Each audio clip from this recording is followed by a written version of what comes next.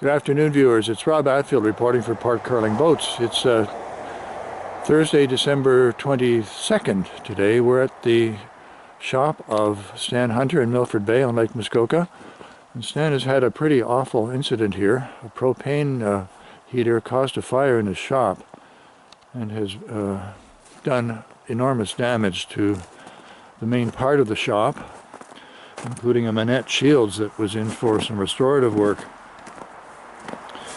We've been speaking to Crossley Hunter, Stan's son, moments ago, and they will rebuild the shop. I guess the insurance companies are probably haggling among themselves about who will be financially responsible. But it's a pretty devastating loss for Stan and Crossley, particularly so close to Christmas. They do plan to rebuild, and I think Stan has a hope that they might even be able to be up and running by the spring tour in 2017. Anyway, our best wishes go to Stan and Crossley, and we hope that some supporters perhaps will contact them, and if anybody can offer some assistance of one way or another, I have a feeling it would be greatly appreciated. Over and out. A sentry was in the finishing room here for repairs, and it just received new coats of varnish, but heat has damaged the varnish, and the boat's been removed to another area for another refinish.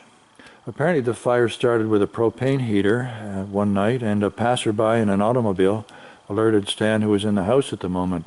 The fire department got here pretty quickly, apparently, luckily, and saved not only this part of the shop, but the neighboring structure here that's also housing another two of boats in Stan's possession at the moment.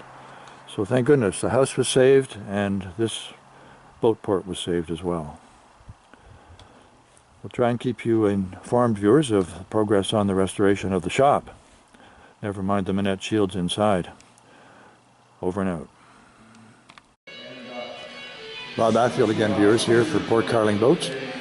We're doing an upgrade, I guess, not an upgrade, but an update rather, on Rita, the 50-foot Minett. That's, if I remember correctly, about 100 years old at this point. And she's been in Tom Adams' workshop for a very significant period of time. And apparently, at this point, her woodwork has been complete, and they've had some hold-ups with the engine restoration, but I guess progress is being made in that regard, and she's going to be ready pretty soon by the look of it. And my guess would be, if things go according to plan, she'll be in the water this summer. And that will certainly be a treat for, especially for people on Lake Muskoka that have had a chance to view this boat from time to time over the last 100 years.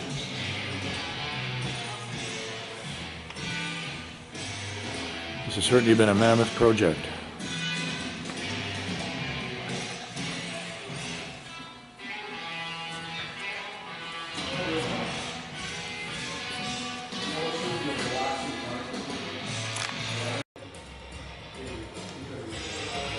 The Brightwork's been almost completed.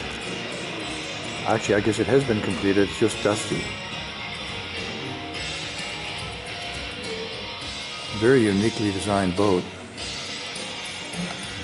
The cabin, of course, helps for inclement weather.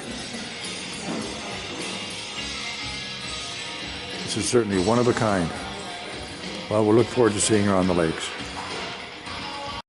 We're looking here, viewers, at Osprey 2. Believe it or not, this boat is a Duke. And apparently, this particular boat, a 28-footer, was pulled out of the Duke factory in Port Curling when it experienced a major fire decades ago. The boat's in for removal of the putty between the planks and some new transom work, apparently several new bottom boards. But this is quite an amazing Duke. She's one of a kind. She's going to be wonderful when she's back in action. Very graceful long deck launch.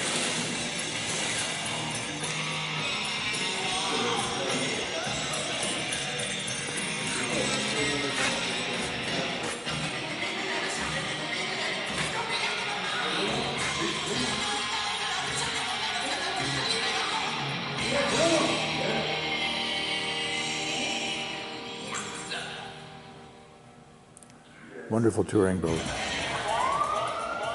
Over and out.